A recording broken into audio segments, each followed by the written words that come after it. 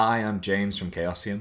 When I sat down with David Larkin, he told some really great stories about some of the weirder and wackier experiences he's had when running and playing in Pendragon campaigns.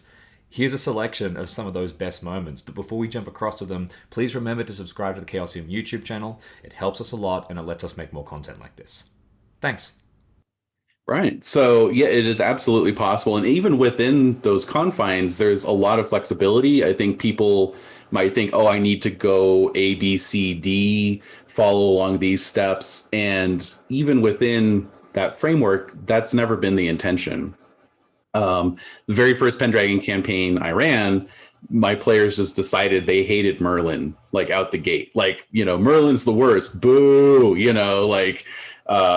which actually, I mean, at the time I had this kind of Disney idea of Merlin in my head. So I'm like, no, Merlin's a good guy. But, actually, no, they were right. I mean, Merlin's a real dodgy character. But, so that was a perfectly legitimate take. But, you could side with Mordred. You could be anti-Arthur if you wanted to, or like you can pick some other part of the British Isles to center your campaign. That's perfectly fine, and that's actually one of the things down the line that we'll get to is doing revised regional source books for different, Cornwall and the North and Ireland and so forth. And then, yeah, I mean, eventually, we'd love to do some games that are kind of set around like the sort of Northern European myth cycles, like the Nibelungen Lied and just Beowulf and that kind of thing. A little earlier pre-Arthur stuff. One of the projects that I worked on early on in my association with Greg that was sort of my journeyman's piece, like showing that I knew what to do, is I picked up a project that had been set aside for a medieval Japanese sort of mythical medieval Japanese adaptation of Pendragon that's set in like the 10th and 11th centuries, that had been started by a Japanese game designer who hadn't had a chance to get very far with it before he had to set that aside. So, but he stayed on kind of as an advisor and a person to bounce ideas off of. So, but yeah, I wrote that whole rule book, and that'll be coming out eventually. We've got a sort of heroic Greek setting, like a Homeric era Greek setting adaptation that will be coming out eventually. And yeah, so we would love to just keep that rolling, and because the core Pendragon system really can apply anytime you have a myth cycle that has a lot of like real high passions and some tragedy thrown in, which describe most myth cycles. The Pendragon system is a good fit. That's fantastic. You said your first game you had the players hate Merlin. On that note, what are some of the most exciting things that have happened in your Pendragon games at your table? What's the are there any great moments like that? Have you had people side with Mordred? Have you had those kind of disasters take place? Yeah.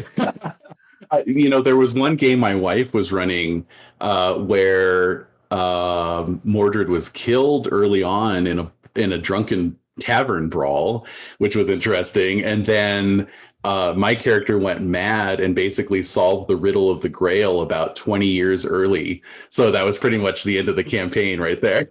Wow. Which, I mean, that's fine. Like, the game doesn't have to go in a certain way. If your group figures out the riddle of the Grail at any point, then hey, congratulations. Like you can just kind of roll with that. If there's still a story to tell, you can keep going, or you can just go, well, that's our version this time. We'll see how it goes next time. But honestly, one of my favorite sessions, maybe my favorite session. I normally have a group of about 5 players. But another thing I like about Pendragon is that you don't need to have the whole group. If people miss a session, they can just do what's called a solo for the winter phase, which is kind of you roll on some tables and you find out what your knight was doing since they weren't there for that adventure. And so I generally will run the game even if only a couple people show up. So that week I only had a couple people show up. I ran this scenario I had found online. There was a very fairy tale kind of feel to it, where basically a little talking frog, like actual frog size, shows up at Camelot and says, you know, my people need your help. You know, we've heard the knights of King Arthur are you know, scions of justice, and you know, we need your help in this dilemma we're having. And so, of course, the player characters answer the call, and they end up getting, you know, shrunken down, and they go to this frog kingdom, and there's all frogs with their armor on, and frog ladies with their, you know, gowns and their elegant headdresses and stuff. And they, you know, basically it involves killing a heron, you know, because that's what's the problem in frog world, you know, is a heron. And then one of the knights falls in love with one of the frog ladies and decides that he's going to stay behind and marry the frog lady. And that's what happened. And that was the end of that knight's story. He stayed behind in the frog kingdom, you know, and it was just the most sweet and romantic and, like, you know, unexpected. I just thought it was just going to be this fun little one-off kind of almost joke session, you know, and it was actually one of our most, like, emotionally affected sessions that we had. So